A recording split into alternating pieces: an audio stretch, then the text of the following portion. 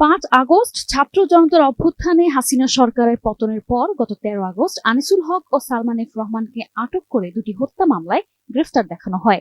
16 August গ্রেফতার করা হয় সেনাবাহিনী থেকে অব্যাহতি পাওয়া মেজর জেনারেল জিয়াউল আহসানকে। বৈষম্য বিরোধী ছাত্র আন্দোলনের সময় 16 জুলাই ঢাকার নিউ মার্কেট এলাকায় সবুজকে মারধর করে ও শাহজাহানকে গুলি করে হত্যা করা হয়। ঘটনার পরের দিন নিউ মার্কেট থানায় মামলা করা হয়। আর এই মামলা দুটির তদন্ত করছিলেন ঢাকা মহানগর পুলিশের গোয়েন্দা বিভাগের রমনার পরিদর্শক মোহাম্মদ জাহাঙ্গীর আরিফ। এবার বেরিয়ে এলো চাঞ্চল্যকর এক তথ্য। গত 23 অক্টোবর 2 মামলায় আদালতে চূড়ান্ত প্রতিবেদন জমা দেওয়ার চেষ্টা করে জাহাঙ্গীর আরিফ।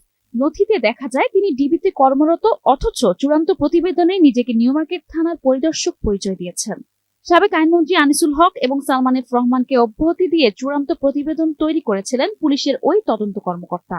সেই সাথে অব্যাহতি দেওয়ার চেষ্টা হয়েছিল ন্যাশনাল টেলিকমিউনিকেশন মনিটরিং সেন্টারের সাবেক মহাপরিচালক মেজর জেনারেল জিয়াউল আহসানকেও।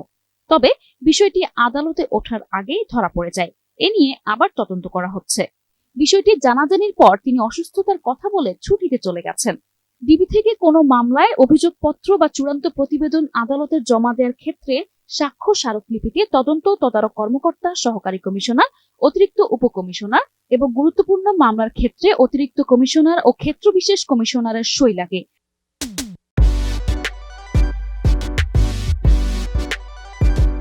আর এদিকে চতুর জাহাঙ্গীর আরিফ কর্মকর্তাদের সই নেয়া এড়াতে নিজেকে নিউ মার্কেট থানার পরিদর্শক বলে উল্লেখ করেছেন।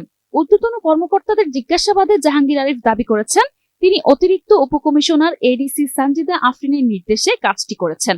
তবে সানজিদা আফরিনও বিষয়টি অস্বীকার করে বলছেন তিনি এ ধরনের কোনো সিদ্ধান্ত দেননি। তার দাবি, এরকম আলোচিত মামলার চূড়ান্ত প্রতিবেদন দেওয়ার সিদ্ধান্তের এখতিয়ার তার নেই। এর পরিপ্রেক্ষিতে পরিদর্শক জাহাঙ্গীর আরিফকে রোববার সাময়িক বরখাস্ত করা হয়েছে। News desk, 21 television.